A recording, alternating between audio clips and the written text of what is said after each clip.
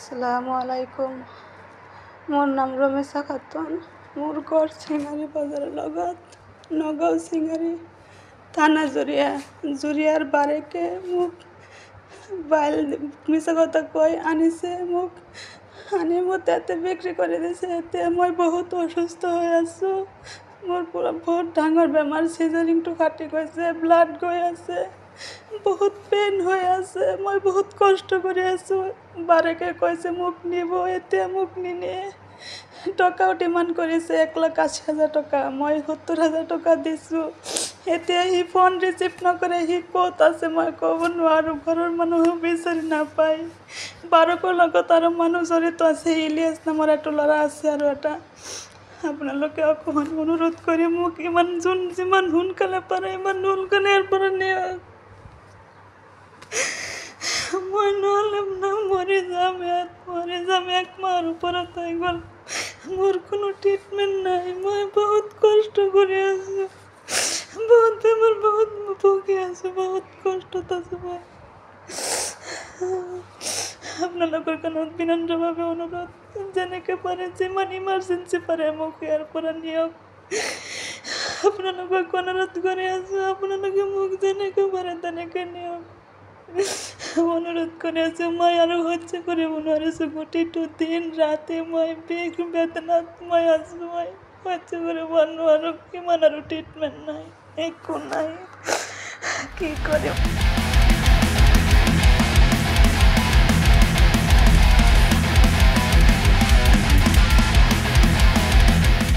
ল'ৰা এটা আছে লগত।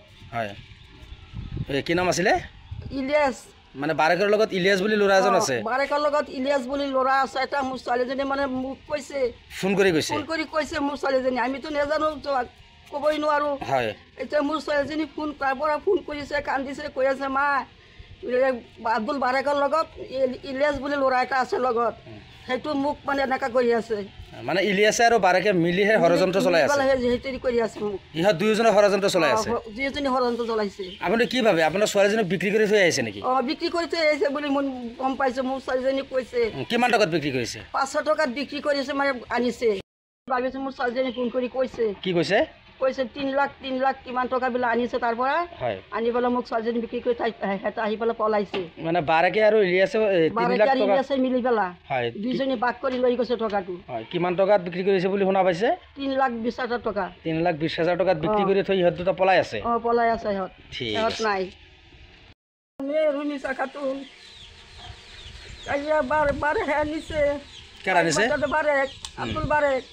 বারেকে নিচে নেহারে বাইল বাচ্চাদের নেহারে উমান পাঠাই দিচ্ছে। আমরা কেউই জানি না, নেহারে উমান পাঠাই দিচ্ছে। উমান গায়ে বেমার হয়েছে, বেমার হয়েছে, 1 পয়সা দিচ্ছেই না। আর আমি বেমারের কথা শুনি আমি টেহা দিচ্ছি 70,000। আর 2,20,000 খুঁজতেছে আমার টাইম। কিমান দিন আগত নিছিলে? 4 মাহ আগত। 4 মাহ আগত। কোনে নিছিলে? আব্দুল বারেকে। কোৰ মানুহ? আমাৰ সিঙ্গাৰি বাজাৰ। আব্দুল বাৰেক ক'ত থাকে? আব্দুল বাৰেক কছাৰিগাঁও থাকে। কছাৰিগাঁও। আপোনালোকৰ ফালৰ পৰা কিবা পইচা পাতি নিছে নেকি? নিছে। কিমান টকা? 70,000 টকা নিছে আৰু 2,20,000 টকা খুজিছে। কিয় খুজিছে? তাক আনিবৰ কাৰণে। এতিয়া তাক খবৰেই নাপাওঁ। তাই বেলেগ মানুহ লগাই পেলাই পইচা খোজে। এতিয়া বৰ্তমান আব্দুল বাৰেক ক'ত আছে? আব্দুল বারেক ক'ত আছে এতিয়া নাজানো আমি। পলাই আছে তাই। এইটো সন্দৰ্ভত আপুনি কিবা কেছ টেছ দিছে নেকি?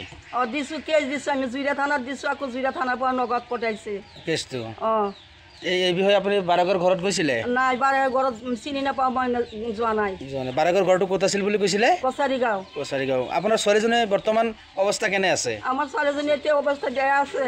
হাত ভৰি ফুলি গ'ল, পেটটো ফুলি গ'ল, চিলাই আছে, চিজাৰিং কৰাৰ চিলাই আছে, চিলাই দিলে চব পাকি গ'ল, ফাটিব। এতিয়া মোৰ ছোৱালীজনীৰ অৱস্থা এতিয়া বেয়া, বিৰাট বেয়া। মোৰ ছোৱালীজনী আপোনালোকে যেনেকৈ পাৰে ৰাইজৰ তৰফতে, চৰকাৰৰ তৰফতে কৈছোঁ মই, আপোনালোকে যেনেকৈ পাৰে মোক ছোৱালীজনী আনি দিয়ক। এই বিষয়ে আপুনি অসম চৰকাৰক কি ক'ব? অসম চৰকাৰক কি ক'ম মই? অসম চৰকাৰক মই অনুৰোধ জনাইছোঁ মোক ছোৱালীজনী আনি দিবৰ কাৰণে। উমানৰ পৰা। বৰ্তমান ছোৱালীজনী আপোনাৰ উমানত আছে? উমানত আছে মোৰ ছোৱালীজনী। ঘৰ, অফিচ, গুদান আদি সলনি কৰাৰ কথা ভাবিছে নেকি? পিছে সলনি কৰিব হয়, সকলো বস্তু এঠাইৰ পৰা আন ঠাইলৈ সহজে নিয়াটো জানো সম্ভৱ? চিন্তা তাতেই নহয় জানো?